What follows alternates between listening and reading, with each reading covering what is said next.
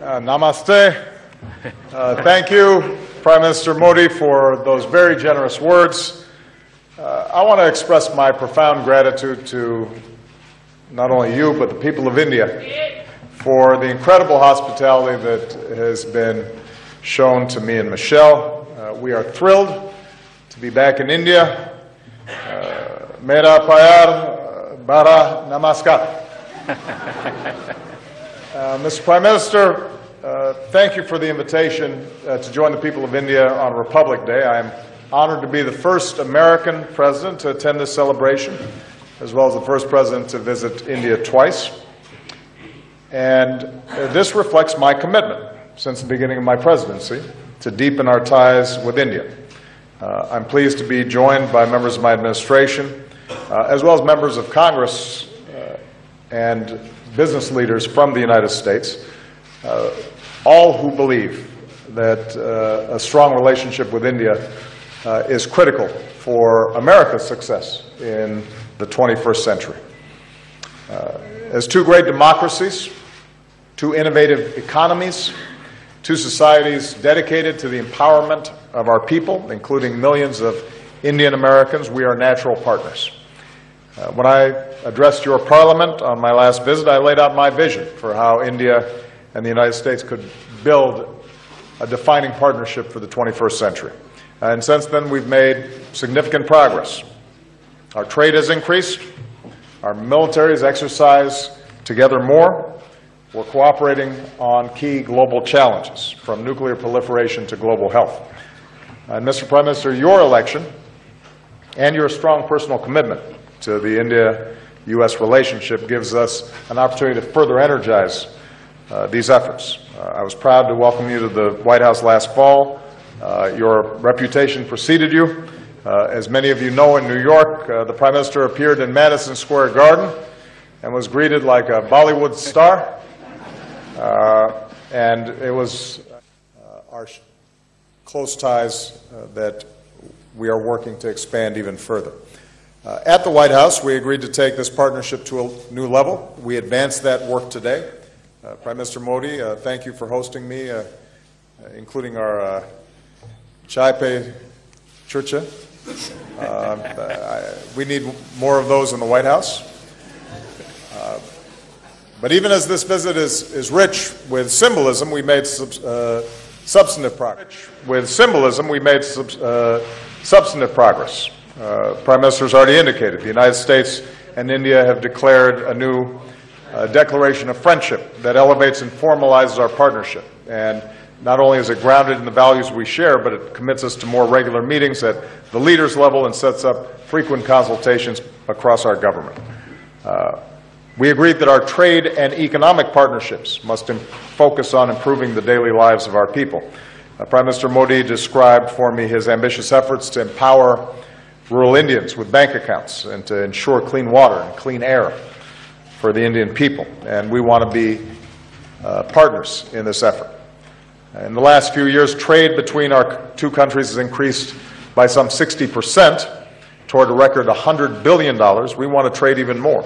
So we welcome the reforms that the Prime Minister is pursuing to make it easier to do business here in India.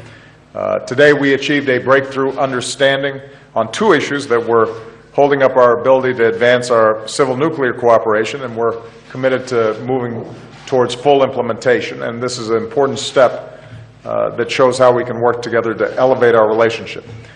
We also, as the Prime Minister noted, agreed to resume discussions about a possible bilateral investment treaty. And we will continue to pursue export reforms so that we can advance more high-tech collaborations with India. I'm also pleased that we agreed to a number of important steps to promote clean energy and to confront climate change. We very much support India's ambitious goal for solar energy and stand ready to speed this expansion with additional financing. We're also launching new joint projects to improve air quality in Indian cities. The United States will share more data and develop tools to help India assess and adapt to the impact of climate change and to help vulnerable communities become more resilient. And going forward, we've agreed to work together to make concrete progress this year towards phasing out hydrofluorocarbons under the Montreal Protocol, and the Prime Minister and I made a personal commitment to work together to pursue a strong global climate agreement in Paris. As I indicated to him, I think India's voice is very important on this issue. Perhaps no country could potentially be more affected by the impacts of climate change, and no country is going to be more important in moving forward a stronger agreement than India. So we appreciate his leadership. We agreed to deepen our defense and security cooperation. We've renewed the framework that guides our defense cooperation for another 10 years. And in a major step forward for our relationship, our Defense Technology and Trade Initiative will allow us to jointly develop and produce new defense technologies. We've also agreed to a new vision for the Asia-Pacific, so that we're doing more together to advance our shared security and prosperity in this critical region. I thanked the Prime Minister for India's strong counterterrorism cooperation and reiterated, even as America's combat mission is over in Afghanistan, we're going to continue to be strong and reliable partners for the Afghan people who have benefited from India's generous assistance over many years. I thanked the Prime Minister for his continued support for ongoing efforts to prevent Iran from acquiring a nuclear weapon and to arrive at a just diplomatic solution. And finally, we discussed what more we can do as global partners.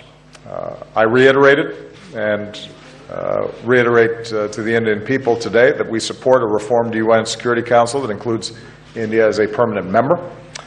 At the same time, we see India playing a greater role in ensuring international security and peace and meeting shared challenges. As a leading contributor to UN peacekeeping missions for many years, India can help the world do even more to protect citizens in conflict zones. We welcome India's leadership in combating diseases and promoting global health that advances the rights and dignity of citizens around the world. So, Mr. Prime Minister, thank you for welcoming me. I very much look forward to tomorrow's ceremonies, which I'm told are truly spectacular. I'm looking forward to a chance to speak directly to the Indian people on the radio and in my speech on Tuesday about what I believe we can achieve together. This new partnership will not happen overnight. It's going to take time to build and some patience, but it's clear from this visit that we have a new and perhaps unprecedented opportunity, and deepening our ties with India is going to remain a top foreign policy priority for my administration. So let me just say, chule sasas. Thank you very much.